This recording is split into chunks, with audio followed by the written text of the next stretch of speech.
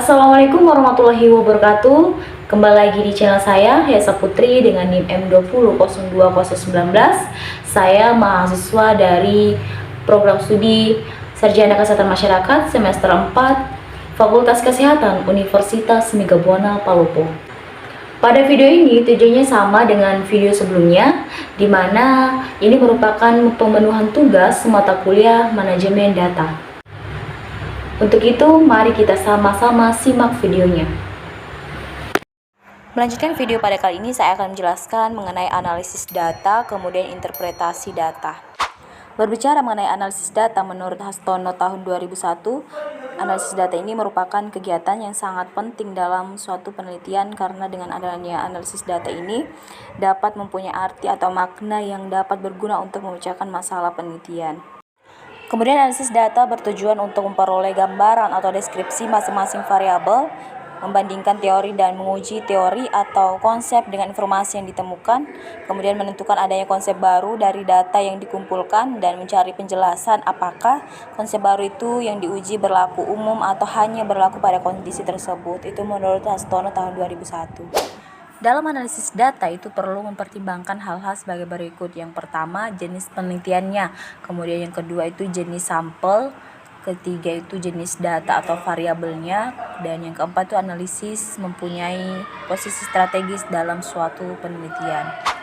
Nah, ada dua jenis analisis data. Yang pertama itu analisis data kualitatif, yang mana analisis data kualitatif ini tidak berhubungan dengan angka, tetapi data yang berhubungan dengan kategorisasi atau karakteristik sifat variabel atau hasil dari pengolahan suatu data, misalnya jenis kelamin, kemudian jenis pekerjaan, pendidikan, dan lainnya. Beda halnya dengan analisis data kuantitatif, adalah dia berupa angka-angka kuantitas, baik diperoleh dari jumlah suatu penggabungan ataupun pengukuran. Contohnya seperti angka-angka hasil sensus atau skor-skor dari terhadap angket atau wawancara yang terstruktur. Nah, setelah kita dapat menganalisis suatu data, kita dapat menginterpretasi data tersebut dengan menguji statistik inferensinya.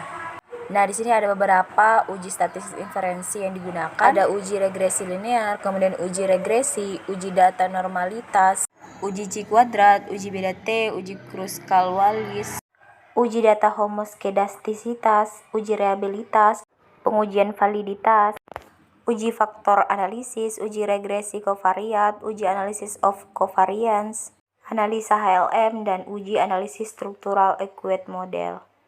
Nah, dari beberapa yang sudah saya sebutkan tadi mengenai uji statistik inferensi, di samping itu juga ada penjelasan mengenai tujuan dari uji statistik tersebut.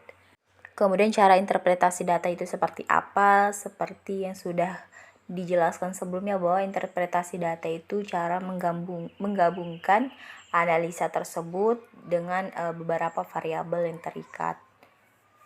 Yang nantinya kita akan melakukan pengujian bisa melakukan program SPSS maupun secara manual. Disesuaikan dengan kebutuhan data itu. Terakhir yang ketinggalan di sini ada uji statistik inferensi, di mana di sini ada juga uji asosiasi, kemudian uji korelasi dan uji komparatif. Itulah yang dapat saya sampaikan mengenai analisis data dan interpretasi data, yang mana bisa saya ambil kesimpulan bahwa dalam analisis data itu perlu kita perhatikan secara baik-baik, karena jika data yang akan kita analisis itu salah, maka data tersebut tidak akan valid. Kemudian setelah kita melakukan analisis data, tentu kita harus melakukan interpretasi data, yang mana dalam interpretasi data itu kita melakukan pengujian apakah data tersebut benar-benar diuji kebenarannya dengan melakukan beberapa pengujian, contohnya melakukan program SPSS atau secara manual sesuai dengan kebutuhan data tersebut.